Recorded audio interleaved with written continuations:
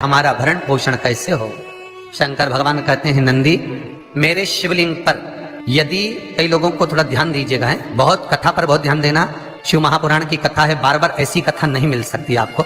सुनोगे आप अपनी जगह पर, बहुत वक्ता हैं, बहुत प्रेम से बांचते हैं, पर जो कथा रसतत्व से आपको मिल जाए उसको ले लीजिए महाराज। कोई वस्तु, कोई भोजन आप बनाकर लेकर गए हो, कोई पकवान आप बनाकर लेकर गए हो, कोई फल लेकर गए हो, यदि शिवलिंग पर वो पकवान, वो मिठाई, वो फल टच हो गया तो वो खाने के योग्य नहीं रहता। वो घर पर लेकर मत आना, मंदिर में ही छोड़कर। यदि भोजन, पकवान, मिठाई, शिवलिंग यहां पर है और भोजन का भोग तुमने इतनी दूर से लगाया है, फल इतनी दूर रखा है, वो शिवलिंग पर टच नहीं करा गया है, तो उस प्रसाद को, उस फल को आप पा सकते हो, उसको खा सकते हो। पर जो शिवलिंग पर टच हो गया फिर वो केवल नंदी, श्रृंगी, भृंगी, प्रेतों का, भूतों का, आहूतों का भाग होता है। प्रेत, भूत, आहूतों का वो फिर खाने योग्य नहीं है। हाँ, यदि नर्मदेश्वर महादेव हैं, नर्मदा जी के जल से कोई शिवलिंग प्रकट हुआ है, नर्मदा जी के जल से, कोई कंकर से, नर्मदा के जल से अगर कोई शिवलिंग प्रकट हुआ है, उस शिवलिंग की स्थापना कहीं पर है या आपके घर में है, तो उसको कुछ भी टच हो जाए वो पा सकते हो, पर बाकी के शिवलिंग को स्पर्श किया हुआ नहीं पा सकते। केवल एक नर्मदेश्वर महादेव नर्मदा के जल से प्रकट हुए। कई लोग पूछते हैं ये सांप है कौन, ये सर्प है कौन, तो उसको बताओ ये भगवान शंकर के गले में जो एक सांप पड़ा हुआ है ये भगवान विष्णु है। और शंकर भगवान के सिर पर जो जटा में सांप दिखता है, वो हाथ में सांप बंधे रहते हैं, वो दो हाथों में, कमर पर, सिर पर, केशों पर जो सांप 5 नजर आते हैं वो, तो बताओ ये शंकर भगवान की 5 लड़कियां हैं, जया, विषहरा, शामली बारी, दो तली और देव। ये 5 लड़कियां भगवान शंकर के इर्द गिर्द घूमती हैं, आस पास भ्रमण करती हैं। सभी ये शिव की बेटियां भगवान शंकर के साथ भ्रमण करती हैं। 5 जया, विषहरा, शामली बारी, दो तली और देव, ये जो 5 पुत्रियां थी शंकर भगवान की, ये वासुकी को दी गई थी महाराज, क्योंकि ये सर्प की योनि में थी, इसलिए ये वासुकी नाग को प्रदान करी गई थी। वासुकी नाग कौन सा? जिसने मंथन कराया। वासुकी नाग कौन सा? जिसके फण पर पूर्ण पृथ्वी विराजमान है। वासुकी नाग कौन सा? जो निरंतर देवताओं के हित के लिए कार्य करता रहता।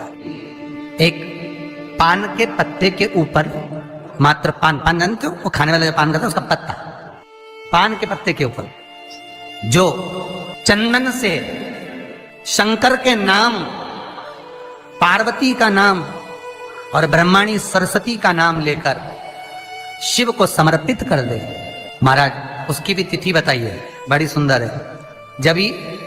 जब रवि का पुष्य योग पड़े, रवि पुष्य नक्षत्र हो, रवि का पुष्य योग पड़े, उस समय पान के पत्ते पर चंदन से शंकर, पार्वती और सरस्वती का स्मरण कर कर जो शिवलिंग के ऊपर उस पान के पत्ते को चढ़ाकर 5 बेलपत्र, 3 समी पत्र समर्पित कर देते हैं, उस बच्चे से चढ़वा देते हैं, वो बच्चा कभी पढ़ने में कमजोर नहीं होता, विद्या में बढ़ता ही बढ़ता है।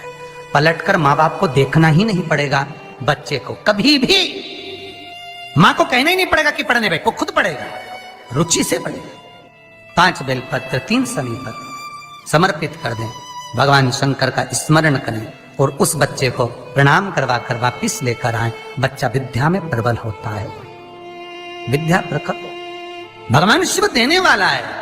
सरस्वती को स्वर बोले। शिव महापुराण की कथा, लिंग पुराण की कथा, विष्णु पुराण की कथा, पद्म पुराण की कथा कहती है कि किसी वृक्ष के नीचे, जिन वृक्षों का गुणगान हमारे शास्त्र करते हैं, जिन वृक्षों का गुणगान हमारी पुराणे करती हैं, उन वृक्ष के नीचे अगर एक मंत्र का मन का भी फेरा जाए तो उसका पुण्य 1000 गुना प्राप्त हो जाता है, आप रूप प्राप्त होता है अपने आप जिस पुण्य को करना चाह रहे। मेरा बहुत निवेदन है महाराज, बहुत प्रयास करा करो, प्रयास करना।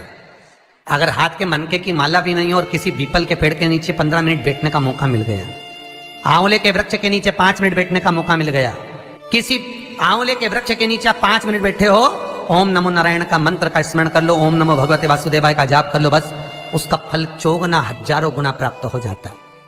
शमी के पेड़ के नीचे बैठे हो, श्री शिवाय नमस्तुभ्यम का जाप करिए, 54 गुना फल मिलेगा, 1000 गुना फल। बेलपत्री के पेड़ के नीचे गए हो, ओम नमः शिवाय ओम का जाप करिए, फल मिलेगा। उस फल को हमें पाना है। कई लोग कहते हैं महाराज हम पूजन बहुत करते हैं, हम पाठ करते हैं, हम अर्चना करते हैं, हम व्रत रखते हैं, हम उपासना करते हैं, हम दान करते हैं, हम पुण्य करते हैं, हम सत्कर्म करते हैं, उसके बाद भी दुख क्यों है? हम पूजन तो कर रहे हैं। आपके पेट में दर्द हुआ, मान लो आपके सिर में दर्द हुआ, अब सिर में दर्द हुआ तो आपने गोली तो खाई, एनासिन भी खाई, क्रोसिन भी खाई, डिस्परिन भी खाई, कॉम्बिफ्लेम भी खाई, ना जाने कहां की गोलियां खा गए, सिर में दर्द था और 4-5 तरह की गोली खा गए। तुमने जब तो गोली खा ली और गोली खाने के बाद तुम्हें थोड़ा सा असर भी हो गया, पर इतनी गोलियां जो खाई है तो बाद में रिएक्शन तो करेगी, कुछ तकलीफ तो देगी, कुछ गर्मी तो करेगी, बीपी शुगर ऊंचा नीचा कर सकती है, नहीं पाई। उसी तरह मंत्र, माला, पाठ, जप, अनुष्ठान फल कब देते हैं और फल कब नहीं देते, ये शिव महापुराण की उमा संहिता कह रही है। शिव महापुराण का उमा खंड, पार्वती खंड को अच्छे से पढ़िए तो उसमें बताया है, उसमें वर्णन किया है। हम पाठ करने बैठे, इतनी बड़ी पोथी लेके लोग बैठ जाते हैं, पहले राम रक्षा स्तोत्र पढ़ लिए, फिर ये पढ़ लिए, गीता जी का अध्याय पढ़ लिया, ये पढ़ लिया, ये चालीसा, दुर्गा चालीसा, शिव चालीसा, तांडव, ये मंत्र जप लो, वो मंत्र जप लो, फिर कोई महाराज बता गया वो मंत्र जप लो, फिर कोई महाराज बता गया वो मंत्र जप लो, ये वाला देवता ला के अलमारी में रख लो। इतनी बड़ी पूजन की अलमारी, बस इतनी बड़ी, ज्यादा से ज्यादा होगी तो इतना बड़ा पूजन का घर, कमरा, उसमें इतना सारा देवता। रामेश्वर गई तो उनको ले आई, जगन्नाथ जी गई तो उनको ले आई, द्वारका गई तो उनको ले आई, वृंदावन गई तो उनको ले आई, महाकालेश्वर गई तो उनको ले आई, सारा देवी देवता वहीं बैठा, पितृदेव, ये देव, कुल देवी, शंख देव, घंटी देव, दिया देव, सब उसी में, गणेश जी, शंकर जी, हनुमान जी, राम जी, सब धरा पड़ा। और पूजन करने सुबह से आई, सुबह से इतनी सी शक्कर लाई कटोरी में, इतनी सी शक्कर कटोरी में, भगवान को नहला धुला के कटोरी धर दी। इतनी बड़ी अलमारी में सारा देवता ऐसा कसा कसाया बैठा, सारा देव। तीर्थ करने फिर गई तो गणेश जी शंकर भगवान से बोले पिताजी फिर जा रही है। शंकर भगवान बोले बेटा खसक के बैठो, फिर पकड़ के लाएगी किसी को, के बैठी, फिर लाएगी किसी, फिर ले आई, फिर रख दिया। पूजन करने आई, कलश रख दिया, मंदिर में ही ढुल गया, भगवान पूरा गीला हो गया। गणेश जी शंकर जी से बोले पिताजी पूरा गीला करके चली गई। शंकर भगवान बोले बेटा तो कल ही आएगी, दिया लगा के गई तो गीले में बैठो, अब नहीं आने वाली। और ध्यान देना साहब, इस कथा को आपके ऊपर लेकर समझाया जा रहा है, क्योंकि शिव महापुराण की कथा कहती है कि आप जो मंत्र जप रहे हो, आप जो माला जप रहे हो, आप जो साधना कर रहे हो, आप जो पाठ कर रहे हो, वो आप पर असर कर रहा है कि नहीं कर रहा है, वो आपको समझना है। राम रक्षा स्तोत्र का पाठ करो तो पहले हनुमान चालीसा पढ़ो, फिर राम रक्षा स्तोत्र करो। शिव चालीसा, दुर्गा चालीसा, गणेश चालीसा, हनुमान चालीसा, गायत्री चालीसा, इन 4-5 चालीसा को एक साथ कभी नहीं पढ़ना। एक चालीसा यदि आपने पढ़ ली है शुरू में, तो पाठ पूरा होने के बाद जब उठने की तैयारी हो तब दूसरी चालीसा पढ़ दो, बाकी की चालीसा भले आप बाद में पढ़ दो, पर एक साथ 4 चालीसा का पाठ नहीं होना चाहिए।